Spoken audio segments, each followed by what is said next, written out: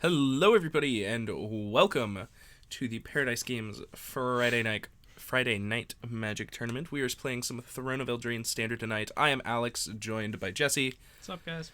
and ready to kick things off. We are one round late. We had a few technical difficulties, so we are starting things off in round 2.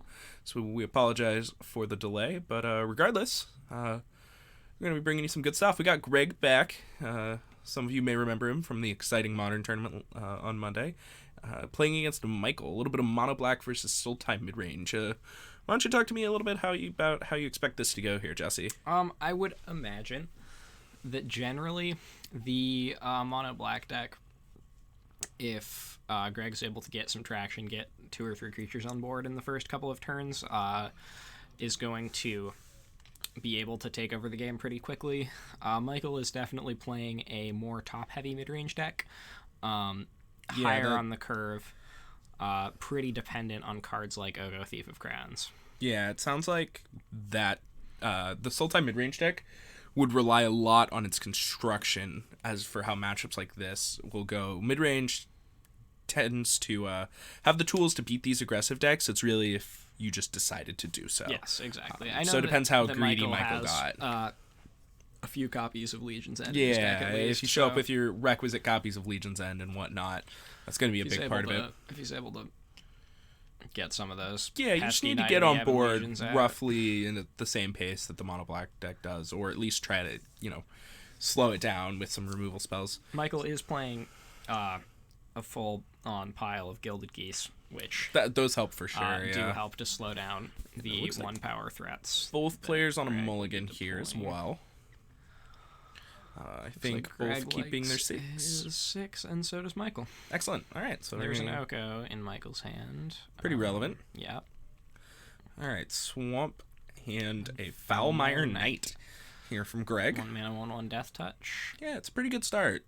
It is. Definitely invalidates Goose's blocking power. We're going to see turn 2 Oko here, and that's going to be... I don't think Greg can beat that, to be honest. I agree. Greg's going to need a ridiculous hand to be able to beat Goose and Oko, I think. If he hears Downfalls right off the bat, that's probably good enough. That's pretty true, but even then, you don't feel like you're winning that game, really. No, certainly not. All right, looks like a Castle Lockthwain. Casting a Smitten Swords Master. Oh, looks like Greg just electing to do the one drain. For 1. Pretty reasonable. Wants to get as much value as he can out against these things. Oh, and especially if we have 2, I like that a lot more. Yeah.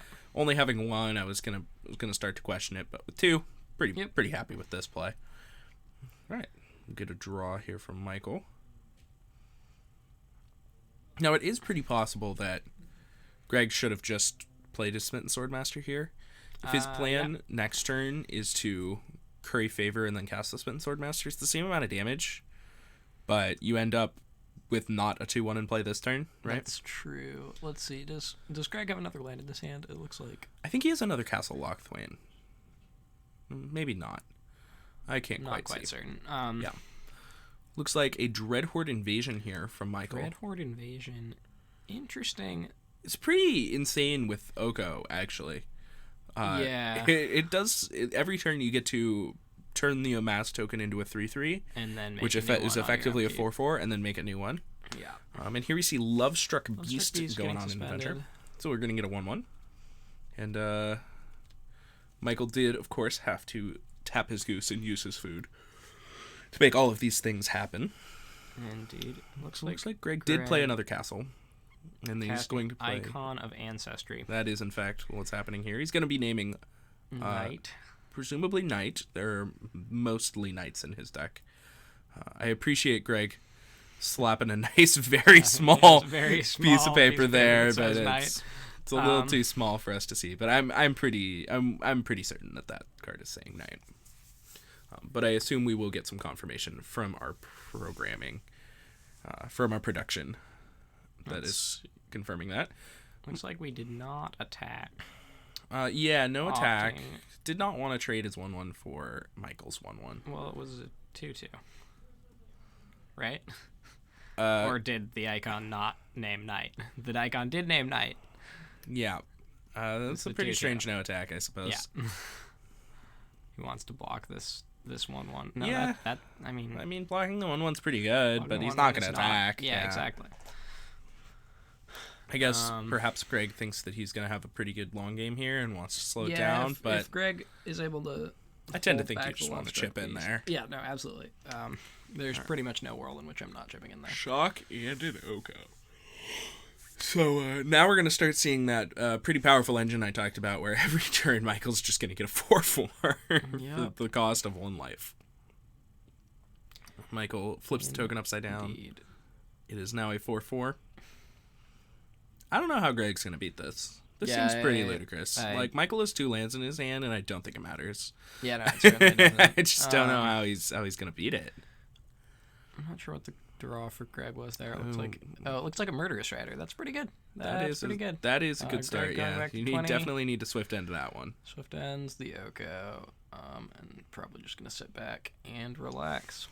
Yeah, I mean, it doesn't really look like we have any good attacks. Our opponent has a 4/4. Of course, the 4/4 still stays around even after the Murderous Rider.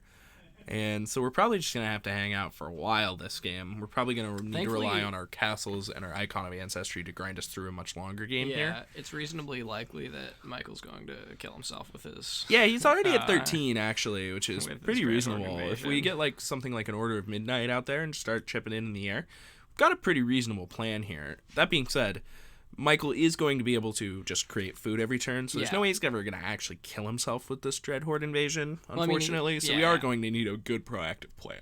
It's true. This Murderous Rider and the Smitten Swords Masters are going to do a nice job of offsetting any kind of pressure that Michael starts to establish. I tend to agree. Michael, of course... 2 power lifelinkers. Looking pretty good on this board. Getting in for 4. Greg elects to take it. And we're going to see how good this mono black deck is at trying to grind this game, I think. We're going to get a good idea of how adequately Greg's deck really can go long. Looks like we see... Is that a... Swamp. I'm just casting our Swords Masters here. I'm pretty sure. That is a Woodland Champion. Okay, interesting. I have not seen this card in play yet in Standard, so looks like Michael probably built his deck around it, given what's going on here. Whenever one of our tokens on the battlefield, you put that many +1/+1 counters on it. Every turn, Michael's going to put a +1/+1 counter on this Woodland Champion. Every time Michael makes a food, he's going to put a +1/+1 counter on this Woodland Champion. He's got the Goose still hanging around, but of course it's even more apparent with cards like Oko. I'm pretty sure that Greg is very far behind this game. I just don't this icon looks absurd on this board. Like, I tend to agree, but I think if Michael just sits here for like 2 or 3 more turns, I just don't think... Like, Greg's going to need something really good to get him out of this holding pattern where Michael's just building a bigger and bigger and bigger army every turn. No, that's... All right. Looks like Greg is going to put a Death Touch in front of the 4/4 and one of the Smitten Sword Masters, if I'm correct. Yep. In front of the 2/2 Knight. So Greg's will gain 3 life. 19. And creatures will trade. Of course, Woodland Champion still hanging out, and I believe an Overgrown Tomb in hand for Michael. Yep. I like all those blocks. I think that was... Yep, I tend to agree. Right. Here we see the Lovestruck Beast entering the battlefield. 5/5 that doesn't do anything at the moment. It can still block. It'll... But it cannot attack. It'll be able to attack next turn, interestingly enough. Looks like another Swift End, maybe? Or no, that's the Order of Midnight. Indeed. So Order of Midnight. Pick up the Swords presumably Master. picked up a Smitten Sword Master. Casting the Order of Midnight from exile is Greg. Well, looks like we're going to drain our opponent for 3 next turn. Yeah, that's kind of the plan. We're just starting to attack here.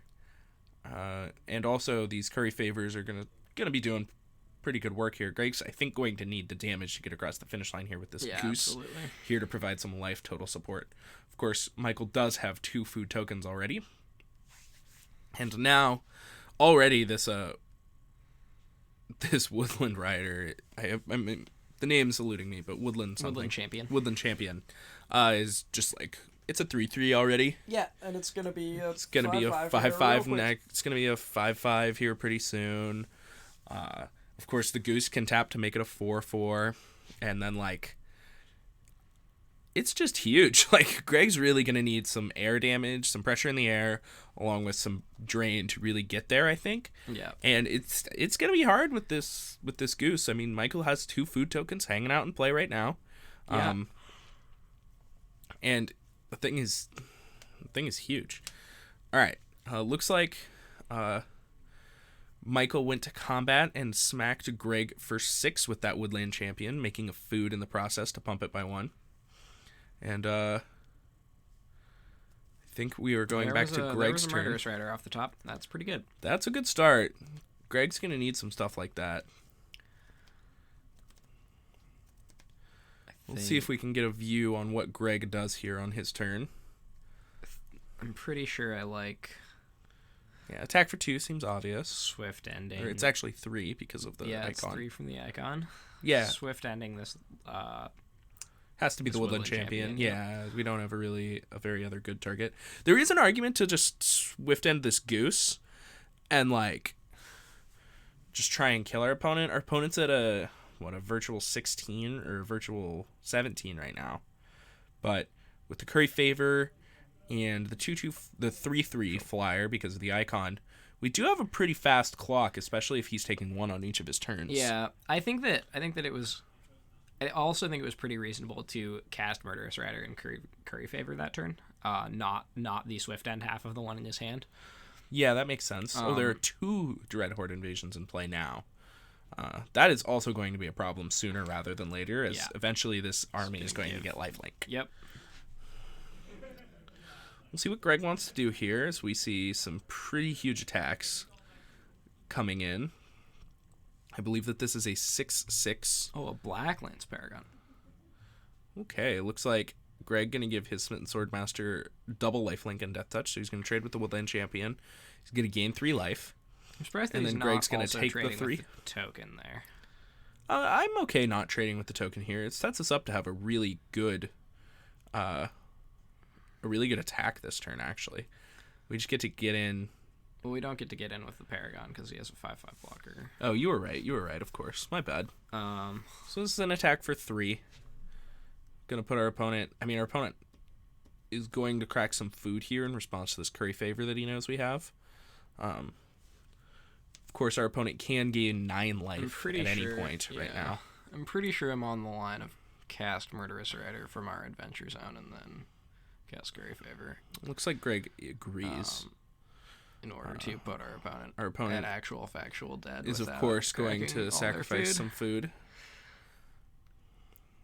and then go up to 6 and then down to I believe back to 3. Yep. And then Greg of course gains 3 and then up to 6 goes Michael and makes another food, does Michael. So Michael's sitting at 6 with 2 food tokens off to the side there. That's a pretty healthy life total, actually. Yeah. Greg needs to find a way to deal with this dumb bird. Greg certainly does. This dumb bird is like a real problem. Michael down to 4 now. And is that another bird off the top? I believe it was another Gilded Goose. Greg sitting. Ooh, take a drink of that non-sponsored generic can. Good on Greg. Keep it away. Indeed. Keep the label away from the camera. Exactly. Well done, Greg. All right. It looks... Yeah, Greg's sitting, he's gonna have nightmares of geese. They just keep making food. Why do they keep doing it? He's gonna attack his opponent for 3 every turn. His opponent's just gonna gain 3 every turn. He's gonna lose these stupid Dread Horde invasions. Is the second goose. So now Michael... Do we know if Greg has Iara, First of Locthwain, in his deck? I do not believe so. Okay. I believe he elected for some more knights type things. He's got some Order of Midnight, some murder, some more extra 1-drops. Gutterbone's a skeleton knight? Gutterbone is not. Warrior. It is a skeleton warrior. It's pretty much a mainstay in these mono black decks. Yeah. Aggressive or good 1-drops are really kind of the thing that holds the deck together. Absolutely. Ooh, we're gonna see a block. Oh, wow. But that goose is so good. I know. All right, Greg definitely needs to kill this 5/5 this turn. I'm going to go ahead and swift end that boy. At least I sure hope we are. And then we get to play a Gutter Bones as well. Seems pretty good to me. Here is the Gutter Bones. This is looking a lot better for Greg than it was at the beginning of the game. That's true. That jump block with the goose was, I think, somewhat questionable. Yeah. Of course, Greg going to wait until Michael's turn to Swift End. He wants the zombie token to get the counters, and then he can go ahead and kill them. Yeah. So that Michael does not make a new token. Yep. Effectively removes an entire turn of effectiveness. Yep. Michael gains some life up to 10 here. Is going to take 2 damage down to 8 on his turn from the Dreadhorde invasions. It's going to be, and then before draw step, Greg going to go ahead and try and kill it now while Michael does not have the resource to potential counterspell on top of his deck. Mm-hmm. That'll resolve. Greg will take 2. Then Michael will draw. Michael will draw his card for the turn, and then another land. Oof. Michael really wants to see some spells. That's enough for Michael. Scooping it up. Yeah. Yep. All right. Yeah, looks about right. Looks like Michael saw the writing on the wall there. Just a bunch of lands coming off the top, and this one goose not able to keep up with everything that was going on. So let's take a look at our sideboards for Michael. We've got 2 Mystical Dispute, 3 Duress, 2 the Elder Spell, 1 Vraska Golgari Queen, 3 Witch's Vengeance, 2 Return to Nature, 1 Questing Beast, and a Casualties of War. What do you like? I'm pretty in on Witch's Vengeance here. I think that's certainly something that you want. Oh yeah, Witch's Vengeance is great. It's pretty much the nuts. I tend to believe that Vraska Golgari Queen is also entirely playable. I agree. It'll take over the game by itself. That's about... Well, I guess Questing Beast is something to consider, at least. It's pretty big and dumb, but don't think it's exactly where you want to be. It's good at blocking and attacking. I think if you have some stuff to bring out, I don't hate it.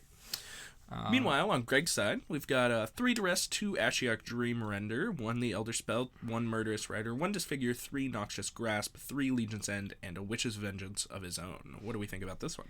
I am certainly into the 4th Murderous Rider. I agree. I think that this Disfigure is potentially playable. I don't think it's great. Some amount of duress, given the threat package we saw from Michael last game. Yeah, I tend to agree. Taking the Dreadhorde invasions, Okos, yeah, seems like a good plan. I don't hate Legion's End. Yeah, I like the Legion Ends quite a bit. We need to be able to deal with the Wildborn Champion. Exactly. It also and deals all with the tokens. Zombie Token. It also deals with Gilded Goose. Elks. Yeah, Elks. Yeah, it's definitely really powerful.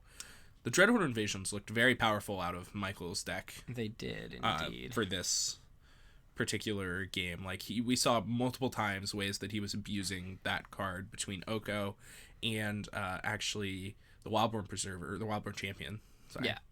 Yeah. That looked pretty powerful. Ooh, is Michael sleeving up that Casualties of War? No, okay, he's not. He de-sleeved the Casualties of War.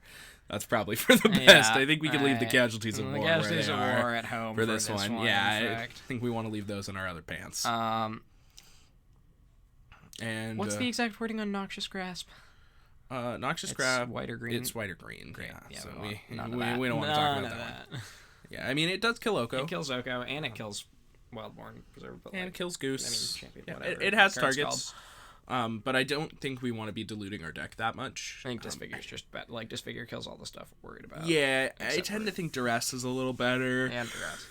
And I think Legion's End is a little better. We didn't see any threats that didn't get killed by Legion's End outside of Oko, of course. Right. And I'm pretty worried about diluting our deck a little too much, so I tend to want to leave those in the sideboard. But I wouldn't be shocked if Greg brought them in. Yeah. I think it's totally reasonable, and maybe he evaluated that slightly differently.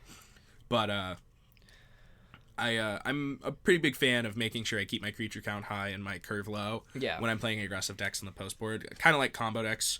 Feels like the only decks that are really changing more than 5 cards in post board games are like the mid range control decks who are really tuning their answer package to beat their either beat the mirror or beat whatever they're playing against. Those decks that have the most potent sideboard plans for whatever they need to be beating.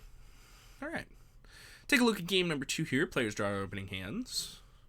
Looks like there is a Noxious Grasp in Greg's hand, I believe. I think I agree. Unless it's either Noxious Grasp or a Smitten Swordsmaster. Greg's hand looks like 4 lands, 3 spells. One of them's a Rankle.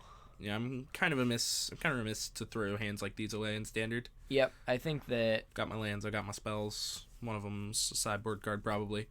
I'm pretty happy. Yeah, I'm pretty into Rankle in this matchup, it seems. Yeah, and it looks like Greg agrees here. He is going to keep his 7. Michael, on the meantime, go into 6. Michael is going to be up on resources most of the time. Just given the nature of things.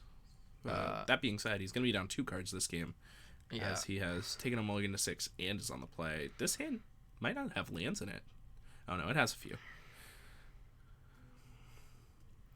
Alright, looks like Michael's going to put a card on the bottom, and let's see how he decides to start us off. Alright, looks like we're going to see tapped Watery Grave from Michael. Send it on over to Greg. Swamp Go.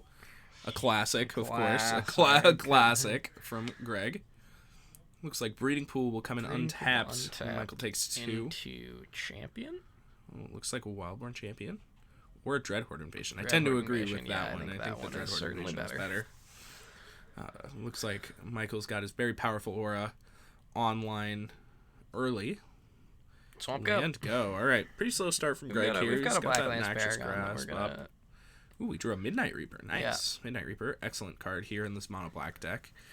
Really helps you power through all of the removal that decks are bringing in post board. If Michael were to find something like a Witch's Vengeance, it would be it has a tendency to be pretty bad if you don't have a card like that in your hand or in play. And even if you do, sometimes it's still pretty bad. Kills you. Yeah, it's still pretty bad. Also, that's the side effect of putting Midnight Reaper in your deck is you can often lose to. Yeah, you sometimes die. Yeah. Pretty powerful start here from Michael, though. Looks like we've got that same combo we saw last turn or last game. Blacklands Paragon to shut that down. Yep, we're gonna go ahead and block the 4/4. Then I imagine we're either untapping and casting Noxious Grasp or untapping and casting Midnight Reaper. If we have we're gonna have drop, to... I'm pretty. I feel like we're priced into Noxious Grasping here. I tend to agree. This thing makes 4/4 every turn. That's way too good. Are we rewinding? What's happening? I'm not sure. No, I'm really not sure what's happening here. Yeah. It looks like we are rewinding. Okay, yeah, it looks like something has been rewound. Somebody has decided, looks like they decided no attack, and then Greg decided to just fire off his Blacklands Paragon. The token was summoning sick. Got it. Yes, that makes sense. Yep. Yeah, that was pretty obvious. We are looks card like game experts. Yes, card game experts. Looks like Greg taking a quick tank here, debating what he needs to do to get this stupid thing off the board. All right. If we have a Noxious Grasp, we definitely should be casting that. Looks like a Legion's End in hand for Greg.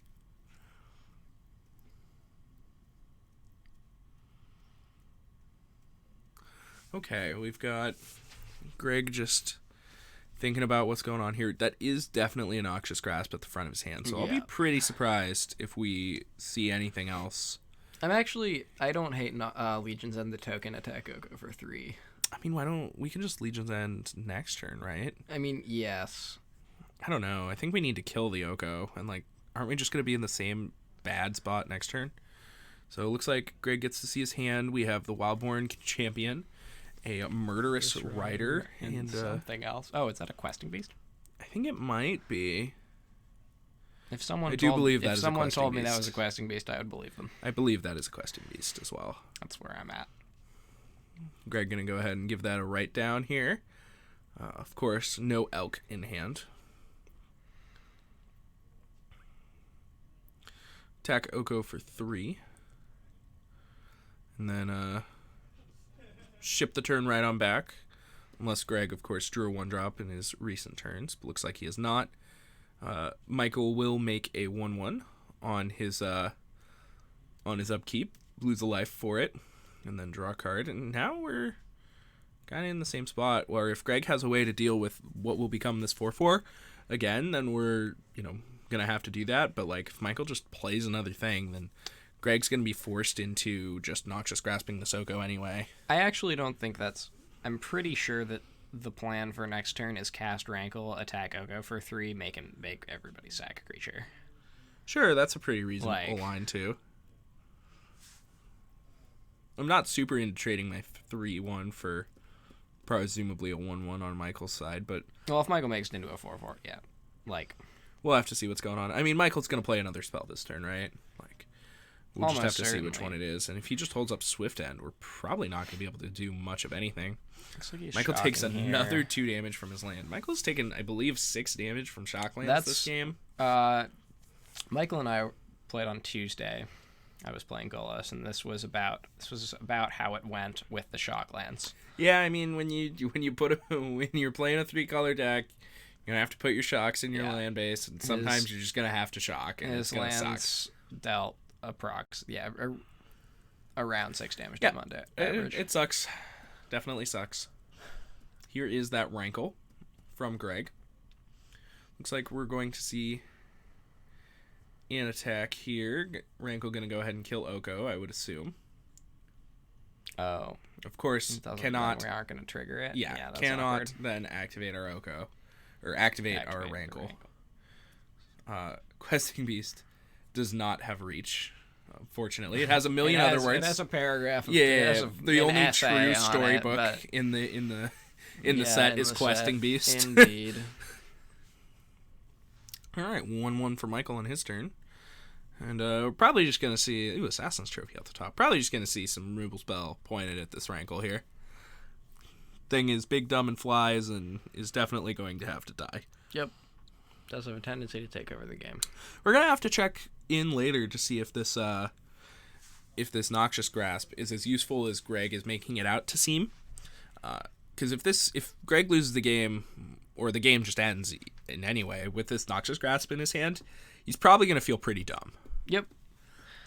It looks like we've got another Rankle in hand for Greg, so I think that actually, pretty all powerful. things considered, if we kill this Rankle with an Assassin's Trophy, that's not the end of the world. Well, it's like pretty much upside for Greg.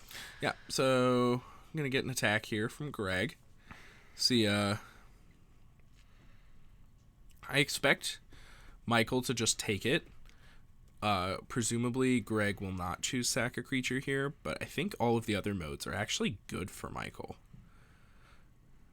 I assume that both players would be discarding a card, and that would be the only mode here. That sounds right to me. Because Greg, of course, has a lot of cards. Michael has very few. I agree with this no effects here from Michael. Take the 3, let the ability activate. We don't mind too much discarding a card here. We're going to have to discard our Murderous Rider, or we can just discard the trophy and then untap and cast our Murderous Rider. Just a Swift End, this Rankle or something. That will, of course, put us to 6. Mm-hmm. Looks like Greg has decided that both players are going to draw a card and lose a life, and that's the only mode. Interesting. That's odd. I think I disagree. But I don't hate it. Our hand is just so mopey, and this game's going to end pretty soon. I think having our opponent discard a card seems pretty valuable. It's obviously not a land, and I doubt that we're going to be able to dump our whole hand before the end of the game, but I think our opponent will be able to, so... Did we just pass? Wait, what's happening? Greg must have a bunch of removal spells. Does he have a second? Oh, I guess he has a Noxious Grasp and a Murderous Rider. And a Murderous Rider, must be. He didn't play a land either? I guess he was planning on discarding it to Rankle next turn, that's fair. I think he did play a land, but maybe I'm wrong. Did he play a land pre-combat? He didn't play a land post-combat. Okay, he definitely did not play a land post-combat, but I think... I don't know. Regardless, it's fine. Doesn't matter too much. I didn't see the draw there from Michael. Alright, what are our attacks here? I think it's just everything, right? Like, we can't block. Yeah, just send in with the team. Michael agrees. We might be running into a Black Lance Paragon. Looks like Noxious Grasp is going to start. I like it. With the Questing Beast. We'll see if Michael has any responses to that. Looks like he doesn't. Greg goes up to 8. Oh, maybe it's still on the stack. I saw Greg reaching for his pen there. I think he fooled me into thinking that resolves. I think if Michael had any way to stop this, he would snap it off. Yeah. So, pretty sure that's just going to happen, given the fact that Michael's also thinking swift about ending this 4/4, I imagine. Yep, we kind of have to. Indeed, so Greg will be going down to 6 and then taking 3 from the creatures in play. Looks like 4. Looks like Greg's going to 2 here. The champion's a 2/2. Is it? Plus the 2/2 token. Okay. Oh, did he miss? He missed a trigger on his champion, the Soaky. No, because it didn't make a token, it just pumped 1. Oh, great. Yeah. Sure. But it looks like Greg is at 2, so perhaps it got a counter from somewhere else and we just aren't seeing it or something along those lines. Or perhaps that's a 3/3 and the camera's bad at picking it up. Regardless, let's take a look here. Greg gonna slap in with the Rankle. Swift End going to be taking care of Rankle. We kind of all saw this one coming. Here's the Murderous Rider from Exile. That one's going to be able to gain him some life. And just a post-combat Rankle to block with. Of course, Greg at 2, so he is going to have to block quite a bit. Michael showing Greg the Swift End on that, and that looks like lethal to me. It does look like lethal. And let's check. Let's go ahead and hit up game 3. So, after seeing very tight race, that game. a little bit more, you thinking anything different about these sideboard plans? Nope, not really. Questing Beast did look good that game. Questing Beast looked pretty great that Yeah, game. Questing so- Beast did a lot of damage. Really needed to be answered. Yep. Tend to agree. There's obviously no planeswalkers. We don't want anything to do with the Elder Spell. Casualties of War continues to be pretty slow and dirty, and our opponent only has creatures and lands, so we don't really care about that one. Not what you're looking for. Not about Stone Raining our opponent playing Swamp. Nope. Okay. Stone Raining a castle doesn't suck, but Yeah, card is way too slow. Yeah, it's so slow. Perhaps Greg going to take a different approach here on the play. Maybe take some of those removal spells out, put some of those creatures back in, and try and get a little more aggressive. Try and get your beats in. Okay, so looks like both players decided what they're going to be going with for game number 3 here, and I'm pretty excited to see how this one goes. Greg, of course. Both players playing for 2-0 here. We will be playing 3 rounds tonight, so we will be bringing you one more round after this. We're not playing a 4th round tonight? We are only playing 3 rounds tonight. Okay, great. And, all right.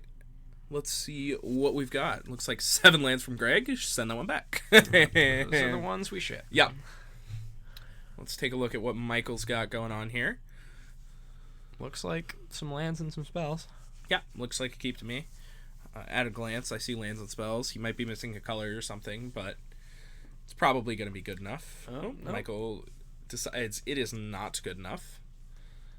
And both players back down to 6. So last time we saw this happen, it did favor Greg. I tend to think that's true. Absolutely. These monocolor decks that are just, trying to play creatures and kill you tend to function much better on fewer resources because Michael needs lands, he needs multiple colors of lands, and he needs multiple lands. And if Greg draws 2, that's fine. Get there. That's pretty fine. He can draw. He can play his Knight of the Ebon Legions, his Smitten Sword Masters, his Order of Midnights. Yeah, he can whatever he needs to kill his opponent. Deploy all of the relevant cast. threats in his deck.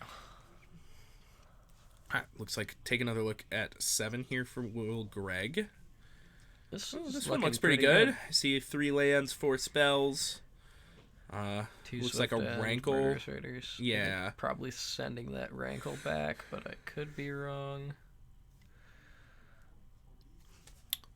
Take a look. Sending back if that was the 3rd Murderous Rider, I tend to like that one, or even the 2nd one.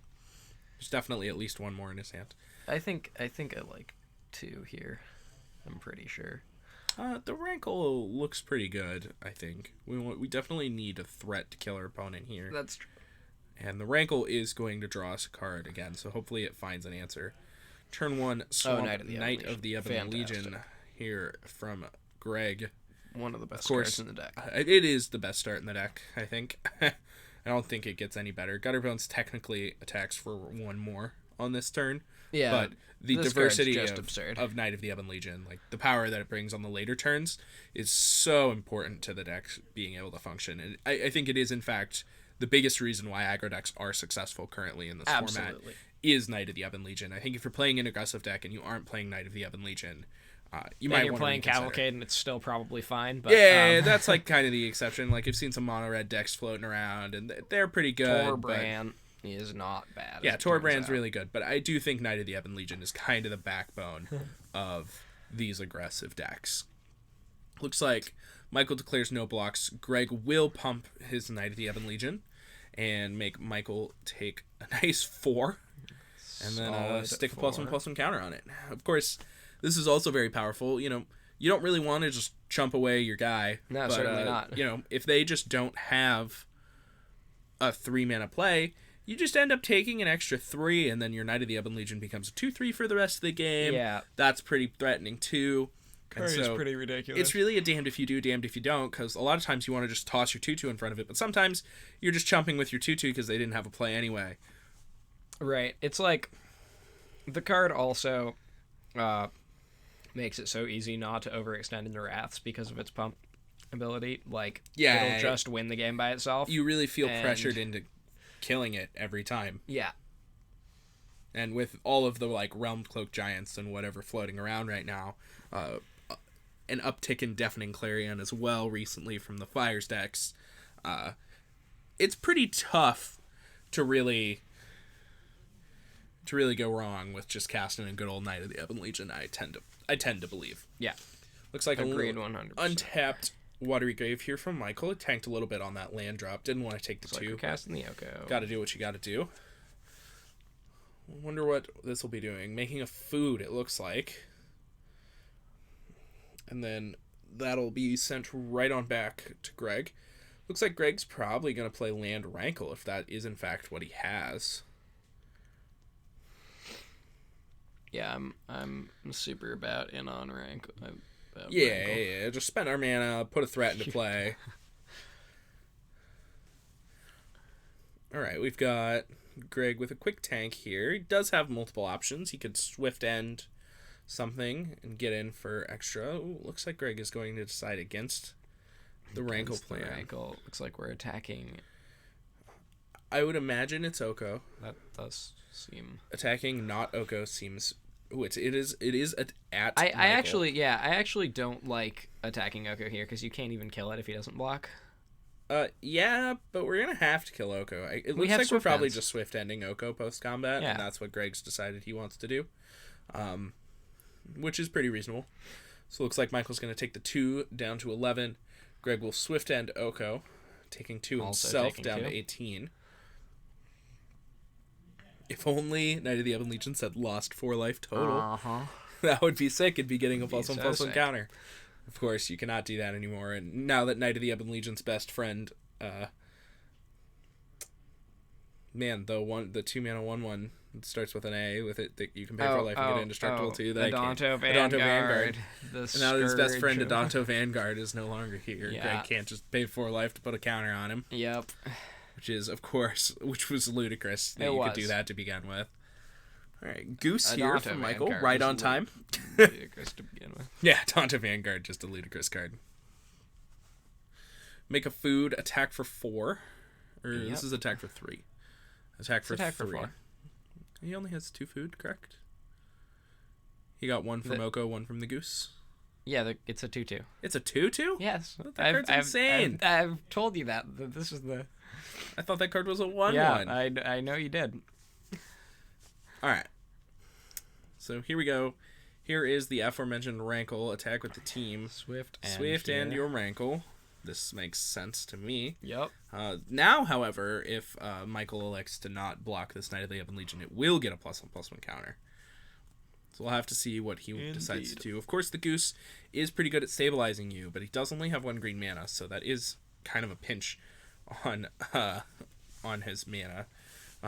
3rd Castle Lochthwain here from Greg. Of course, they aren't legendary for some reason. No, they're not legendary. You just play all 4 of them. It's ridiculous. Just hope to draw them. It's Greg, quite honestly ridiculous. yeah, that Greg they're almost not out of legendary. cards here, but he's going to be able to refuel with these castles if he does run out. But it's pretty likely that Michael will just end up dead before he runs out of cards. Yep. Knight of the Ebon Legion, kind of going the distance here. It tends to. Yeah. Alright, looks like an attack for 4. Greg, of course, doesn't have any blocks, so he will go down to 10. 10, a reasonably precarious life total in and of itself. Of course, both players sitting with those 2-3 lifelinkers hanging out. In the adventure zone. Yeah. Alright, looks like Michael will play his Murderous Rider and then pass it over to Greg. So Greg... Ooh, another rankle. Of course, if Michael doesn't have a good answer to this rankle, it is going to be a problem very quickly. Looks like attack in just the air will Greg leave his Knight of the Ebon Legion back on blocks. I like this line. I'm all about this line. Our life total is getting pretty precarious here, and I think Michael somewhat correctly surmises that he does need to block. He will get a food out of it and a +1/+1 counter because of the Wildborn Champion. Let's see here. And then end up down a goose.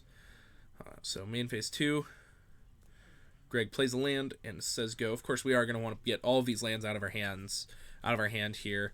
Absolutely. Because we don't want to be taking a lot of extra damage from our castles when we want to start activating them. We want to be taking one. Yeah. Really only more want than one. to take one here. It's quite important. It's looking pretty. That's bold. Attack for 5. Sorry. That looks. I like that attack. I think Greg's gonna have to deal with it. And I mean, yeah. Michael's hand is 2 lands, right? Or is it a land and a witch's? Oh, it's a land and a witch's vengeance. It is a land witch's vengeance. Yes. That card, however, is a sorcery, and he didn't play it. And Rankle's not. Well, that's because it only kills Rankle. That's fine. 3 mana kill Rankle is 3 pretty mana good. kill Rankle, not the worst. Yeah, I mean, we can't name Knight anyway because our Murderous Rider would die. Yeah. So that's pretty unfortunate. So looks like I can't see what the draw was. Was it a Smitten Swordmaster? The draw was a swamp, I think. I think he's had the other card in his hand this. He had a swamp in his hand. Had a swamp in his hand last turn. Oh, okay, never mind. So here is that swamp. Are we gonna activate it? Don't activate. No, I can't imagine Greg is activating a castle here when he has a spell to play. I think he's just deciding what to do with his spell. Looks like an attack for 3. This makes quite a bit of sense. I'm a little surprised that Greg didn't play his spell here before this. It might be an instant, and he might do it with the trigger on the stack so he can choose both players' discard a card. Yeah, I'm pretty expectant of either all 3 modes or. I just can't imagine why we wouldn't have done something before this. So it looks like we're going to swift end the 5/5, taking 2 down to 3 ourselves. Yeah, now we all 3 modes this Rankle, and if we draw Swift, I think I want to stay at 3. I guess I don't really want to draw a going, card. that's fair. I think I just want to both We're discard. just gonna kill our opponent next turn. Yeah, we both discard. We both sack a creature. All right. And then I expect we both discard, we both sack a creature to be the modes here. Yep. Both discards, obviously, a free roll. Yep. We have no cards in hand. Our opponent has 2. Always going to pick that one.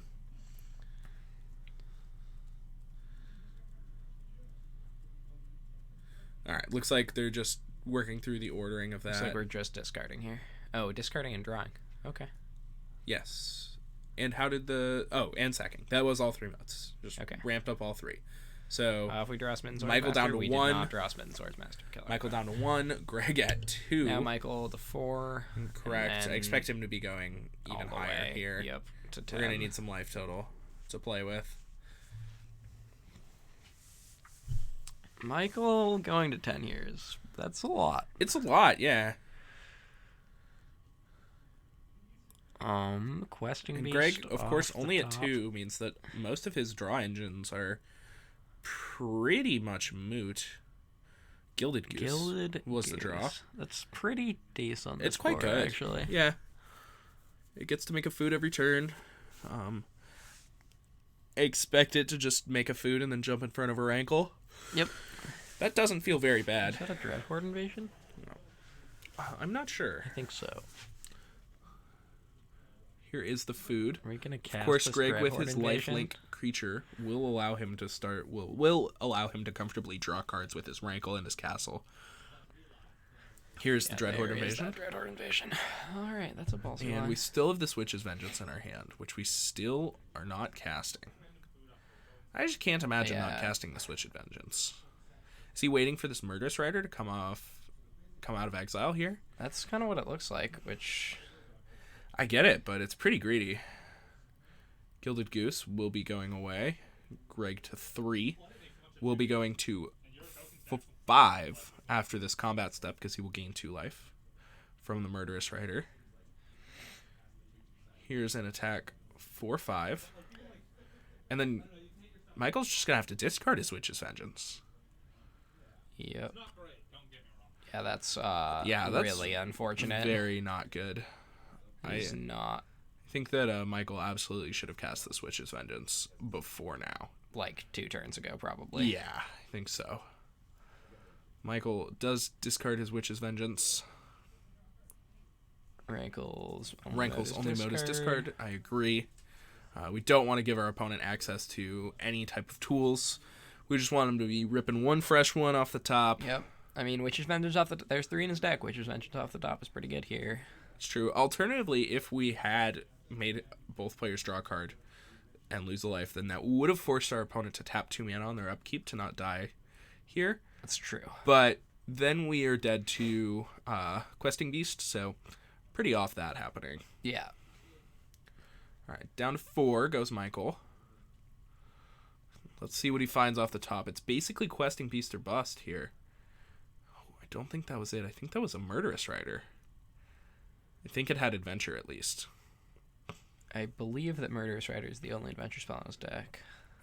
We have seen Lovestruck Beast. Oh, Lovestruck Beast, sure. Yeah, it could have been that. I mean, that doesn't suck. It's 2 creatures. It is.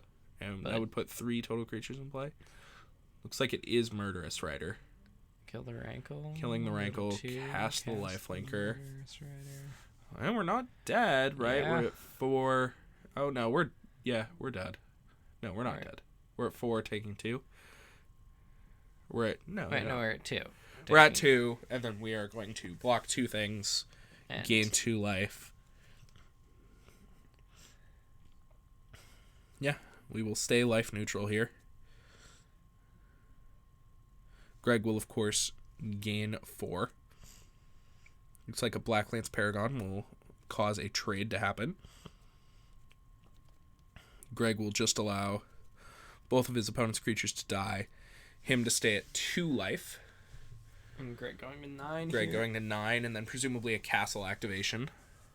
Here, see if we can find like a Curry Favor while our opponent's tapped out. So Greg will draw 1 card, lose 1 life. I believe that was another Black Lance Paragon. And he will pass the turn right on back to Michael, who at this point Questing Beast doesn't even do it. Yep. I did not catch the draw step there, but it's going to have to be a good one. It's got to be pretty nutty. Better start with Planar Cleansing.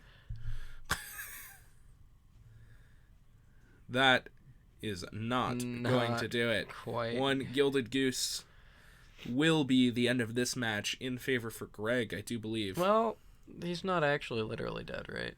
Isn't he? He's He's at 4, and he gets 2 chumps? No, he's at 7. He has 2 food. He has 2 food. Oh my. You're right, you're right. That is time in the round. Okay. So, let's see. We've got block on the Black Lance Paragon. That one seems good. A block on the Knight of the Ebon Legion. That is, of course, forced. Greg going to activate Castle Loch Thwain. Draw 1 card, lose 1 life. He will go down to 7. Michael up to 7, and then down and then to Greg 3. up to 11. Greg to 11. And I guess we get more. We get another draw.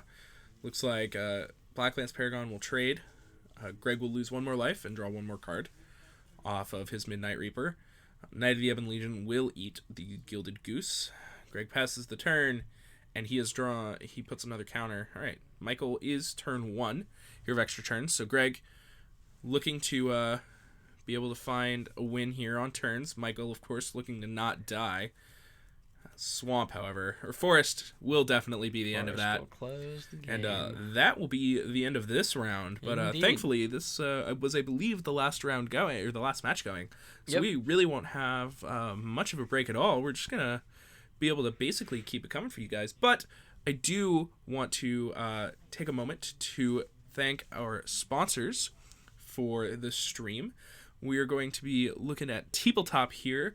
Thank you so much to Tabletop for sponsoring our stream. Tabletop is a board game apparel clothing brand, and they are great. They have a bunch of super awesome merchandise. If you are into any type of tabletop gaming hobbies, be them Dungeons and Dragons, board games, you saw a picture with some awesome Gloomhaven merch earlier. This apparel is definitely for you. It looks really good. It's really comfortable. It's soft, and we highly, highly recommend it. Thank you so much once again to Tabletop for sponsoring our stream and making it so that we can be here bringing you guys this content. So with that, we are going to leave you guys with some Catpacity for a quick minute, and we should be right back with round 3 in just a minute or two. So don't go anywhere.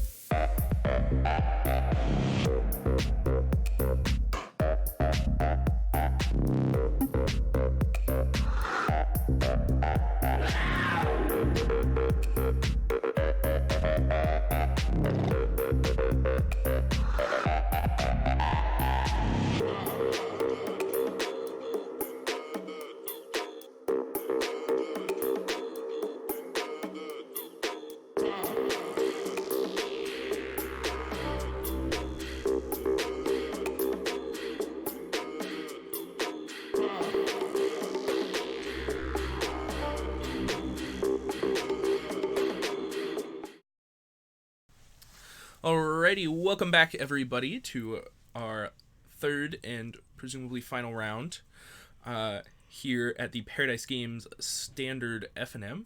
We have our finals here between our two 2-0 players. We have James on Esper Stacks and Greg on Mono Black. Of course, Greg was on the feature match last round, so we're a little bit more familiar with Greg mulliganing to 6 as per usual. What do we got here? Greg sucks. James wrote on his boogie board. Phenomenal. These players, of course, pretty good friends, and we are, of course, friends with both of them ourselves. So, gonna be a pretty friendly match here. Regardless, we're gonna be seeing some pretty good magic here. These are both really good players. They both play well. They're both playing pretty good decks, and I expect to see playing reasonably fine decks. Yeah, they're both playing reasonable decks, and I expect to see some pretty good magic. So we were talking a little bit before the stream went live here how we expect this game to go. This Esper Stacks deck, if you're unfamiliar with it, it's playing the card Doom Foretold and that one that you've got on the screen there, Dance of the Manse. It plays cards like Golden Egg and Guild Globe to supplement it having permanents to sacrifice to be able to gain an advantage.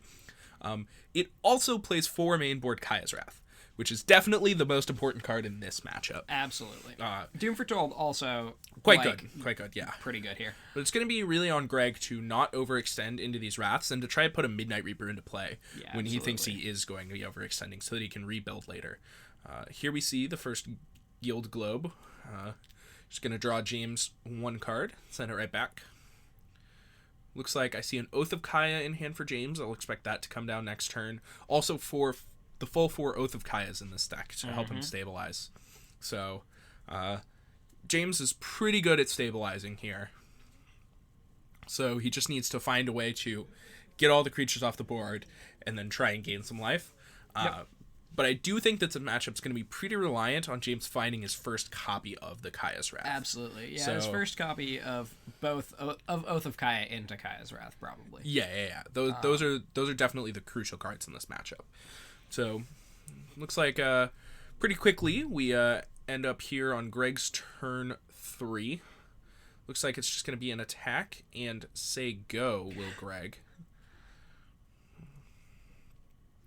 Alright. Looks like Temple of Silence. Temple of Skylance, if you will. From James. Going to scry top, leave an egg on top, and then he will draw that egg. Golden Egg with, of course, another Guild Globe. Oh, that's a lot of damage. Oh, boy. End step, Black Lance Paragon. Untap, slam an Icon of Ancestry, naming Knight. That's going to be an attack for 4, 5, 6... it's more than that, right? Wait. 4, 5, 6... It's an attack for 9. Oh, it's 9. Yeah, it's an attack for 9. Putting Greg all the way up to 22. And James kind of needs to cast Kaya's Wrath now. James certainly I don't think he does really need has to much of a cast Kaya's choice. Wrath now. Looks like he has the Oath of Kaya is what he's got. So that is not Kaya's Wrath, unfortunately. Greg still attacking for 5 points of damage here every turn, which is half of James's life total. Down to 5 is James, and James needs to find some answers. He needs to find them now.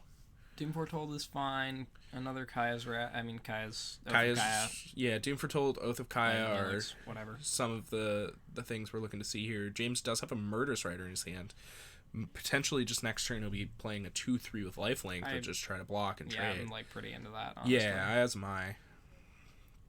Let's see what Greg likes to do this turn. There is Ayara. Indeed, Ayara, the first of Lochthwain. Ayara, first of Lochthwain, coming in. Greg, I think correctly discerning that James does not have a Kaya's Wrath in his hand. I don't think he would have played that if he thought he did. Of course, the Curry Favor bringing James to 2 here. Pretty big deal. Let's see what James has. It basically has to be Kaya's Wrath, I think. Yep. And even if he does have a Kaya's Wrath, Greg has drawn 2 of his Castle Lochthwains, so he's going to be doing all right. He's going to get to draw 2 cards a turn. If he draws a land, he'll get to draw another card to try and hit a spell.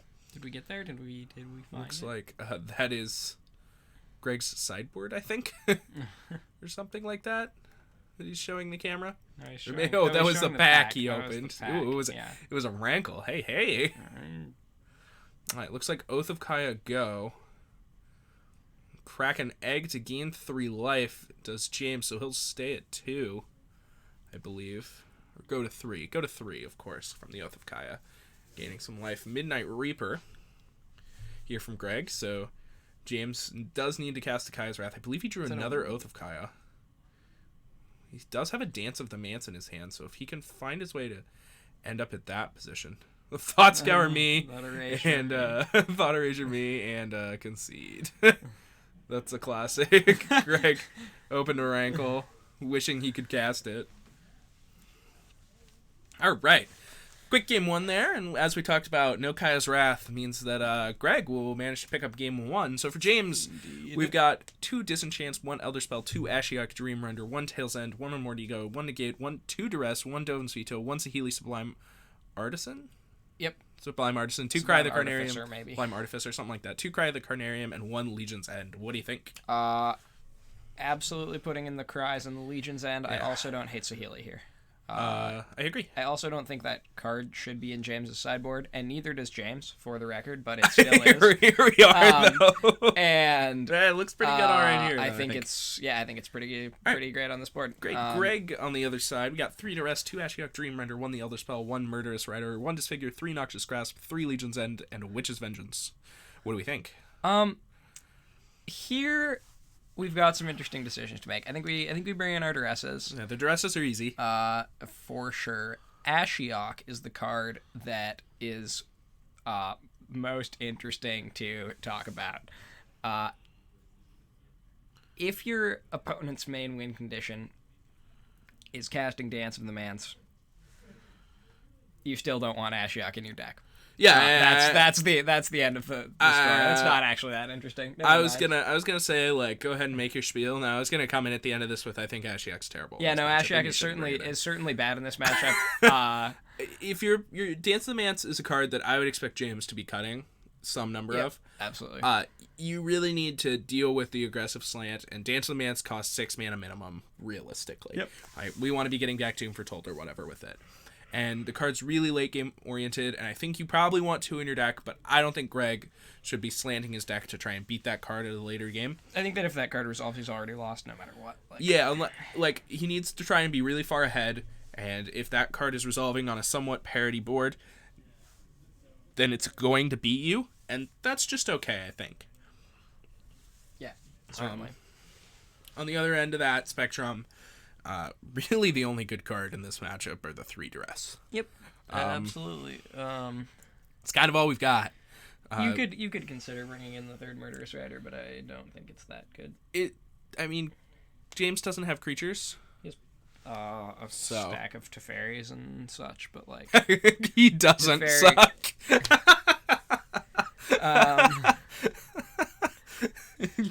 James just gets smacked down in game 1. He's like, hold on, let me reevaluate this take on Greg sucking. Oh, so good. I love it. All right. Ashiok should be here for the Golos matchup, I would imagine. Ashiok definitely here for the Golos matchup. Yeah, it's Golos, of course, pretty important part of the field. 0 people playing it. Here currently, at this tournament, notably, because I am a donkey. Yeah, whatever. It happens. James gonna take a look at his opening 7 here while Greg finishes shuffling up. Let's see what we got here from James's side. James, of course, will be on the play for game number 2. Looks like a Swamp Plains, some lands. There's cards. There's a Dance, a Temple of Skrylance. This hand looks like it's probably bad. Yeah, it looks pretty slow to me. There's an Oath of Kaya in there. If we've got an Oath of Kaya, I'm probably keeping it. We got a Scry. We might not have blue mana, notably. Can we get? Yeah, fantastic. Ooh, that's there's perfect. a Legion's End. Great. Yeah, there's a Thought Legion's Erasure. End. Looks like we don't have blue mana though.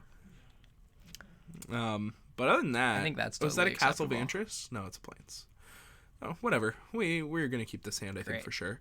Snap top that. Yep, pretty obvious. Looks like Greg kept his 7 as well. Swamp and a Duress. So now we'll get a real good look at James's hand here. Let's see if we can bait him into taking the Thought Erasure. You gotta say, yeah. Yeah, or no no I black. topped the Watery Grave. You know, I topped something. It had to be blue mana. It's a pretty reasonable take, honestly. Even then, you probably are just taking Oath of Gaia. Oath of Gaia every time, or Legion's End. That's gonna if you break your back. Yeah, if you got a couple duplicates here, probably gonna have to take the Legion's End. Legion's End, of course, a ridiculous card. I don't think that card is reasonable at all. But you know, whatever. My ramblings aside. All right, let's see what Greg decides. I can't imagine this.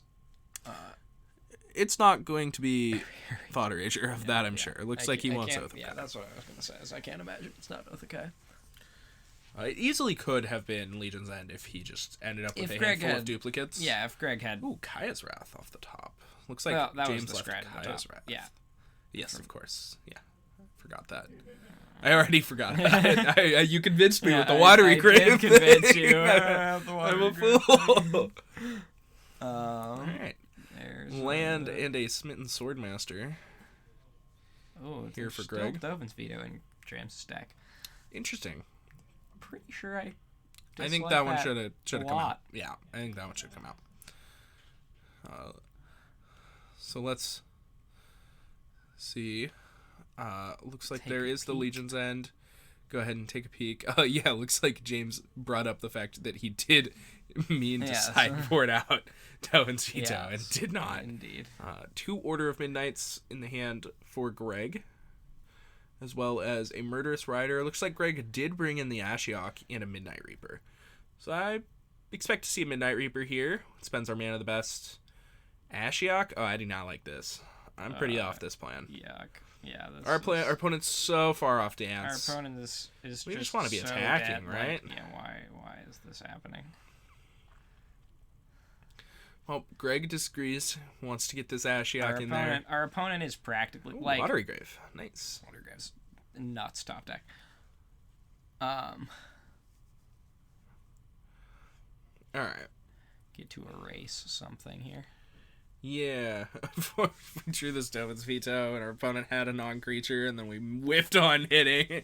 We whiffed on it anyway. That's too bad. This is all bad. I think we're probably just going to cast our Thought Erasure this turn, right? I can't imagine we're not. Get that Midnight Reaper out of our opponent's hand. Maybe one of the Order of Midnights. We do need to start chipping away at those. Oh, no. Looks like just a tap land here from James. Likes to not cast any spells this turn. He does, of course, have that Kaya's Wrath that Greg does not know about. Here's the Midnight Reaper. And looks like James will mill another 4. On plan, mill James to death. I'm pretty off playing mill James to death. I don't think that's a really very good plan. Super off activating Ashiok. Yeah, I just want I honestly, if we're activating Ashiok right now, we're activating Ashiok targeting ourselves. We have Order of Midnights in our hand. I agree. Yeah, I think we should be targeting ourselves. Something's going seriously wrong here, with this Ashiok. Like, it probably shouldn't be in play in the first place, and then also, our opponent is not going to be dancing. Greg crazy. Yeah, our opponent is not going to be dancing, but who cares? All right, so we've got land number 5 here from Greg, milling 4 once again. I mean, I guess we're here, so I guess we keep it up. 4 more into exile, featuring Kaya's Wrath. Why didn't we just spend our mana and cast our Thought Erasure? I'm not sure. Are we trying to Dovin's Veto the adventure half of an Order of Midnight? It looks like. I mean, that is pretty good. Yeah, I don't hate that with all my heart. I only hate it with half my heart. I mean, it does effectively kill the Order of Midnight as well. It does the thing that we're trying to do. It's quite good. I still just kind of want to... But our opponent doesn't have any creatures in their graveyard, so it's really not going to happen. It's pretty unlikely, at least. Of course, if you do counter the sorcery half of an adventure, it does just go to the graveyard. It does not go to exile. It goes to exile upon resolving. Had to give that spiel many a time. Yes, of course. Yes. That was the... Yes. New rules are hard. Of being a TO for this particular pre-release was... There are a lot of rules. It was exciting. There are a lot of rules. Looks like Teferi is the top card for James. Boy, are we just going to have to cast Kaya's Wrath here? Our opponent has 5 power. It doesn't So feel... much power. It feels so bad. Now we're casting... Please tell me we're not casting Thought Erasure now. I mean, we probably should have cast it a long time ago, so we might as well. Get Take the Order of Midnight. Yeah, get that out of there. Now our opponent isn't going to be able to rebuild as effectively, but our opponent does, of course, have this nice... like an egg or something? No, we This don't. trying time? We don't got anything, man. Yeah, this is really not looking good. We got at expensive spells and no lands. All right, attack for 5. Will Greg. James down to 12. all. Cast creature. That is good one. Really good creature too. Ayara. Yeah, that one's gonna get Kaya's Wrath. Yeah, that one will be enough to make James pull the trigger on this one. Of that, I'm sure. Ooh, Fabled Passage. We drew a land. Nice. 6. So we get to go land Kaya's Wrath here. Just kind of put an end to all of the shenanigans that have been going on over on that side of the field. And the worst part about this Ashiok is, even if James starts like drawing eggs, he's just, like, the Ashiok has like 2 counters on it or something. Like, he's just gonna be able to dance them back anyway. The Ashiok just, like if he just, because like when you're doing the egg thing, you just leave them in play. One turn. You just leave them in play, and then you sacrifice them all, and then bring them all back with the dance because they all sacrifice to add mana. This Ashiok is actually the worst card ever in this. Like, it's just a permanent. It's really not good in this matchup. Gonna take that Dovin's veto. Looks like the. I imagine, that's a Teferi. I expected Doom Foretold to be going away here. Fabled Passage is not a land. Oh, Fabled Passage is not a land. That is, however, one mode on Ashiok. Sure. Is that Fabled Passage is not going to work. So I guess let's reevaluate this Ashiok did nothing thing. Okay, it is strip mining our opponent. Strip mining our opponent, great. Pretty sick. Alright, Teferi going away. As someone who knows the pain of having Ashiok strip mine you. Pretty interesting choice there instead of the Doom Foretold. Of course, James definitely doesn't have any actual permanence, but the Doom Foretold is still effectively a kill spell, and the Teferi's kind of just a Teferi. Yeah, Teferi doesn't. I guess we do have another Blacklands Paragon in our hands, so we do definitely want to be able to cast our spells at instant speed. Looks like here is the front half of a Murderous Rider. Holding up a Blacklands Paragon means that we will have a lethal attack if James does nothing here. Which seems relatively... Well, I guess we probably... I think James is going to have to cast this Doom Foretold. Oh, Thoughtseize Bug. Hello, Teferi. We get to cast a Teferi here. Teferi probably bounce the 2/3. Bounce a Blacklands Paragon, I assume. The card just has more power. But then he cast it again right now. Well, that's not true. We have a Teferi in play. Oh, right. I forgot how that works. Yeah. Right. We get to get that one out of there. So here comes the Teferi. Greg, of course, will respond. Yeah, there's the Thoughtseize Bug hands. The classic Thoughtseize Bug hands. Oh, no. No, get the one with more power out of there. And now you can kill your Teferi with it, too. That's no good at all. I mean, could always kill his Teferi. We're just going to want to attack James for 6 here. No point taking a rest stop for this Teferi here. We have way too much power on board to want to stop. Looks like Greg gonna castle now, so he'll take 2 because he did not play his spell from hand first. Yep, that's fine. It's gonna be 6 at James. James will go to 2. We'll see what Greg wants to do. Looks like we're gonna activate our Ashiok, mill over some eggs, and a dance. And here is a Midnight Reaper. Pass the turn back. And we are very, very dead, is James. There's not really anything we can do. The only thing we could have here is Kaya's Wrath, but that's not going to do it. With that, Greg will take it in a quick 2-0 over James. And with that, I believe that is going to be our last round for the night. So thank you so much for tuning in. We just have a couple sponsors that we need to thank one more time before the stream ends. So I'd like to give a shout out to Die Hard Dice. Thank you so much to Die Hard Dice for sponsoring the stream. Die Hard Dice is a company that produces super awesome metal dice for all your tabletop role-playing games, Dungeons and Dragons, and the other ones. Yes, and yeah, of course, the assorted whatever. They also you make need- wonderful dice trays. Absolutely, they have really, really good products for anybody Or who just wants to high-quality upgrade. products. Anybody who wants to upgrade their tabletop gaming experience. Everybody likes having cool dice. Everybody likes the feeling of just rolling something nice and heavy. I've rolled 20s on these. They feel great. Yeah, they I've do. rolled 1s on these. They feel less bad. That's all you can ask Yeah, for. true. Really. So super big shout out. Thank you so much to Die Hard Dice for sponsoring the stream. We couldn't be here without your guys' support.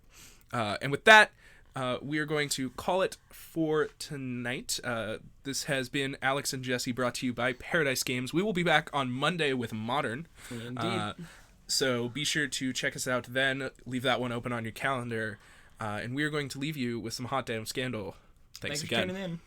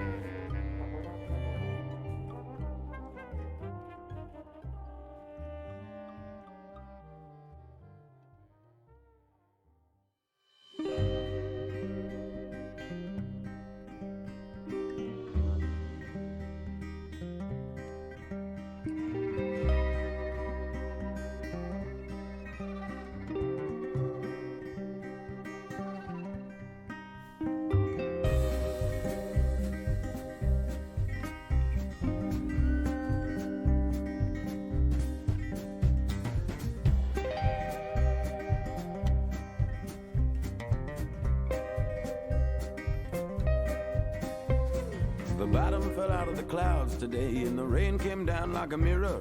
One big sheet and it shattered on the ground. Now it's 7 years of bad luck all over this town.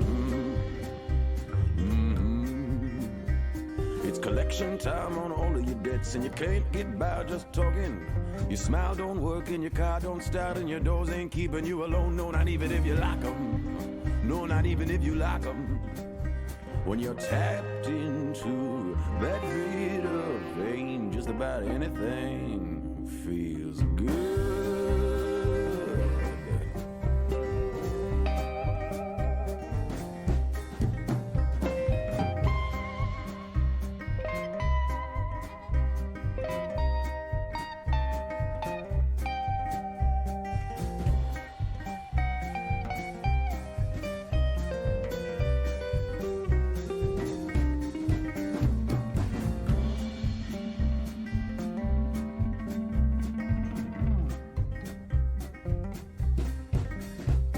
The sun tried shining on a lost boy's eyes. They reflected oh so pretty, but it's cold behind them golden shores, and the sweet light wasn't nothing more than their own damn wishing, 'cause they just don't listen. Now wish on your candles, pray to your God, cry for your mama, put $1 on the bar. It feels like breathing, but the only good feeling ain't a gamble is a sin. So I think I play it safe and get a gin. I'll take the devil for a spin. When you're tapped into that video vein, just about anything feels good.